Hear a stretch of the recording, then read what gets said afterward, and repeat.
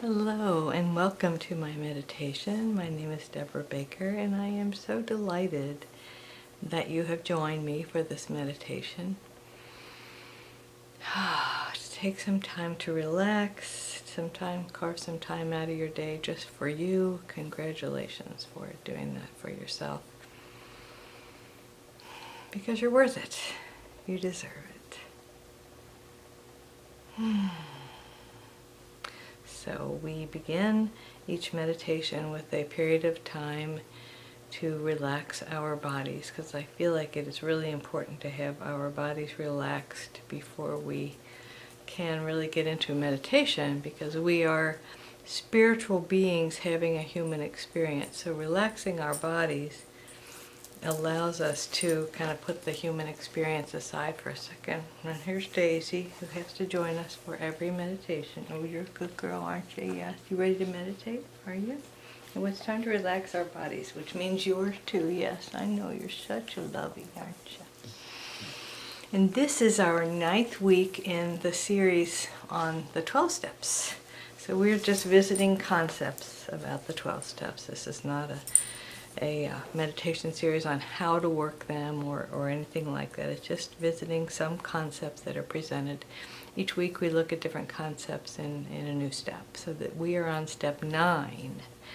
So step 8 was made a list of all persons we had harmed and became willing to make amends to them all. And step 9 is made direct amends to such people, those people on our list, wherever possible, except when to do so would injure them or others. Kind of heavy. So let's relax our bodies, and then we'll get into some of the spiritual ideas of that to kind of lighten that burden a little bit. I've been doing some energy work today and was doing a lot of work while I was working on relaxing my own body. So let's begin by pulling our shoulders up to our ears, and others are going to start with our head. I like this kind of tense and relax method. So pull your shoulders up, maybe push an ear toward each shoulder one at a time. Squeeze it on up there and then let it go. And just notice the increased blood flow all around your neck. Pull your shoulder forward, and so the idea is you push your chin toward your chest, kind of squeeze. Imagine like you're squeezing an orange in there or something. For a few seconds, take a deep breath and let it out, and then pull your shoulders up like toward the back of your head. Pull them up, squeeze that orange in the back of your neck, and then let it go. So notice from like your shoulder blades all the way up, your body's beginning to deeply, deeply relax. So continuing on down our bodies, pull your shoulders forward like you're kind of tightening up right in here. Imagine, put your hands there and tighten up around your hands. And then let it go, and then imagine somebody's got their hands, I don't know about you, but it takes a little effort to get my hands all the way up there behind my back. So just squeeze your shoulder blades together. Like there's a pencil between your shoulder blades and you're squeezing them just gently. And then let it go. And feel that sense of relaxation starting at the top of your head, moving all the way down now to your rib cage. So let's tighten up the front, like all of the abdominal muscles in the front of your body. And like close in, but instead of at your shoulders, do it more at your midsection. Tighten up all those muscles around your rib cage in the front. Tighten them up. And then let them go. And then tighten them up in the back. So your middle back. Tighten it up. And now we're down to the lower abdomen, also the front of your pelvis. So tighten up all of your pelvic muscles. So everything between your two hip bones. Kind of like tighten it up. They call that your pelvic girdle. So tighten that up in the front. Take a deep breath. And then let it go. And then tighten up your glutes in the back. And let them go. Notice. Okay, pull up your pelvic floor, so you got all the way down to your root chakra, your tailbone. So tighten up all those muscles right around your pelvic floor, around your tailbone, around the very tops of your legs, your sit bones, and then let it go. That's it. Now from your tailbone all the way up to the top of your head, you've got the blood flow increasing. Let's work on our hands. Tighten up your hands and let them go. And then with our arms, we pull your hands this way and tighten up these muscles. And then do the opposite. Tighten up the muscles in the tops of your arms, or lower arms. And then do your biceps.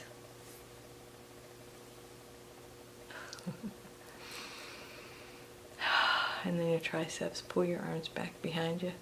Tighten up your triceps for a breath. Just notice the increased blood flow in your hands and your arms. Feels awesome. And now do the tops of your thighs. First the fronts of the tops of your thighs, so your quads. Tighten those up.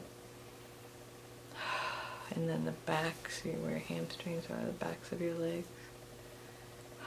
And then to do your lower legs, you need to pull your toes up toward your knees to do your shins. Squeeze it, let it go, and then point your toes to do your calves.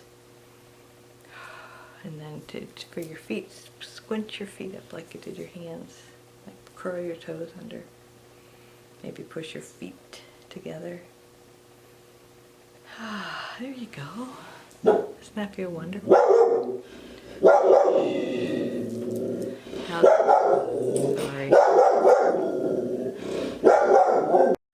Sorry for that little outburst.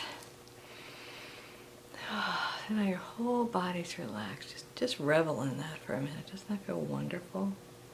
It's really healthy for our bodies to increase the blood flow. Not that I'm any expert on the human body. You're free to research that as you like.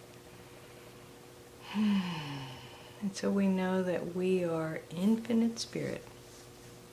We are spiritual beings having a human experience. And these human experiences are messy and complicated and sometimes fraught with drama, and sometimes they're boring, just all sorts of things. But in the course of our human adventures, sometimes we purposely or accidentally harm others. We cause harm to someone, and sometimes we cause harm to ourselves.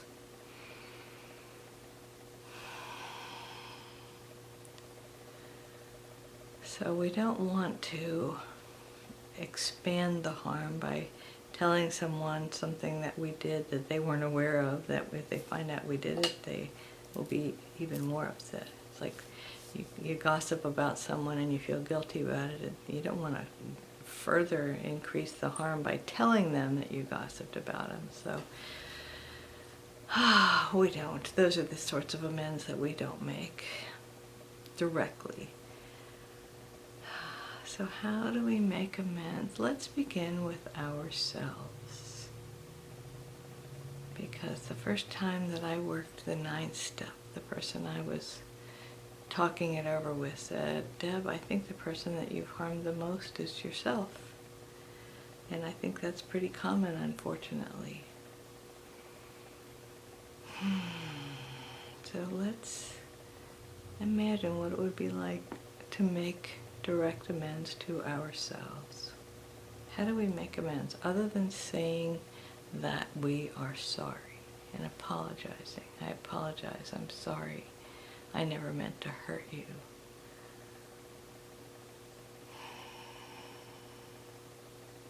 We make amends with our behavior.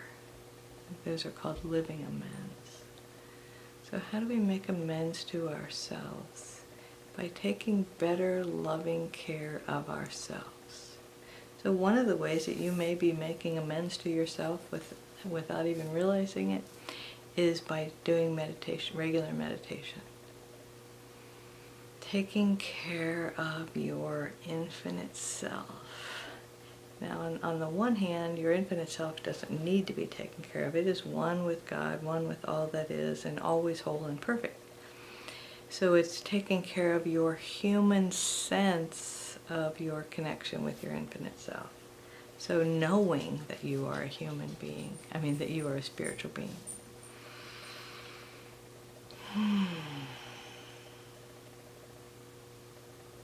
So imagine that you, for starters, that you are, there are a couple little birds on my deck just chittering away, visiting us.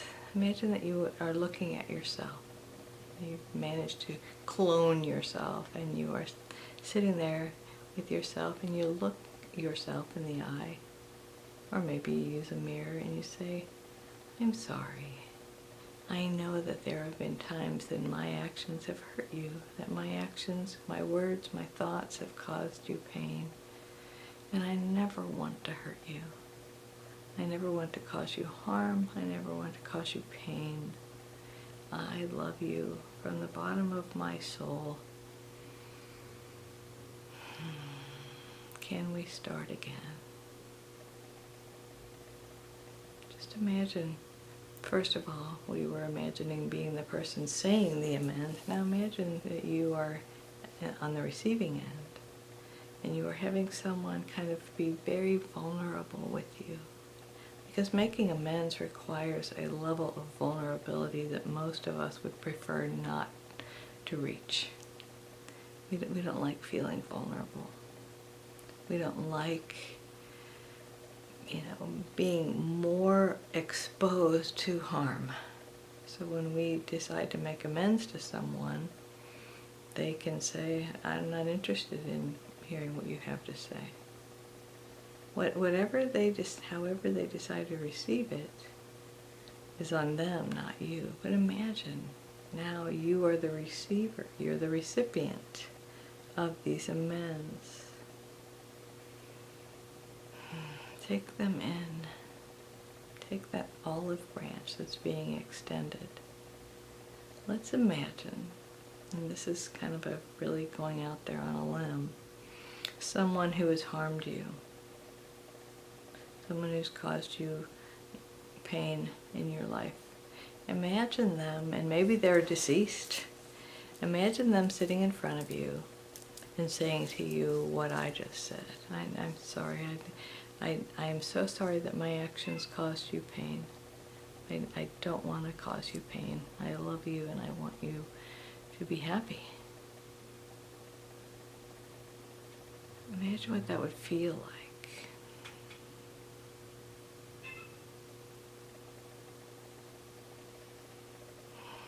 I invite you to be open to receiving amends when they come your way. I invite you to be open to extending amends. I was just talking with my husband yesterday about once when I made amends and I was in college, and I was part of a conversation that I didn't really want to be part of, but I said my share of things, and the person we were talking about happened to be in the next room and we didn't know it. And I took a deep breath and I thought, you know what? I owe her an apology. And I went to her immediately and I said, I'm really sorry. I screwed up. I made a mistake. And would you forgive me? And she did. And it was a really healing moment. They say, when we break bones and they heal stronger than they were before they were broken. And I think that's true of relationships. When we have a fracture in a relationship and we take responsibility for our side of the street, even if the other person stirred up just as much stuff as you did, when we take responsibility for our half, it's a burden lifted. We ask for forgiveness, not to free the other person, but because we don't need to be carrying this burden anymore.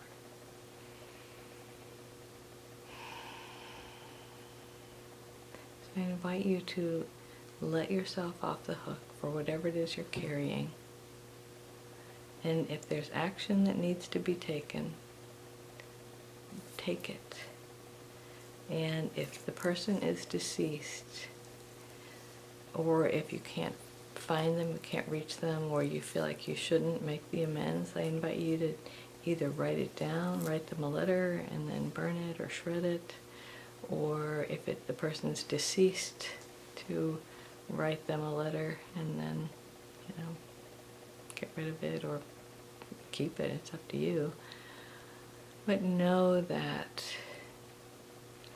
when we extend love, when we open our hearts and allow ourselves to become vulnerable to others, we create a sacred space.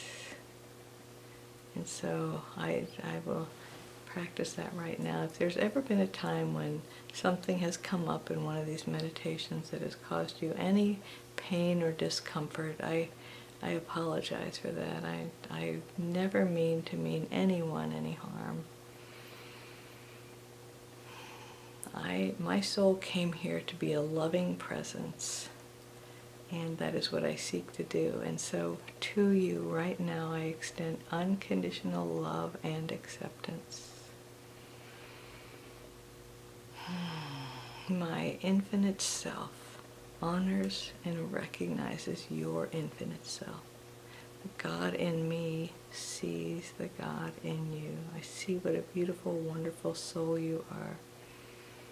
Take a nice deep breath. And we're concluding this meditation, but if you want to continue, just keep your eyes closed and just stay in that sacred space and allow Spirit to talk to you. Namaste.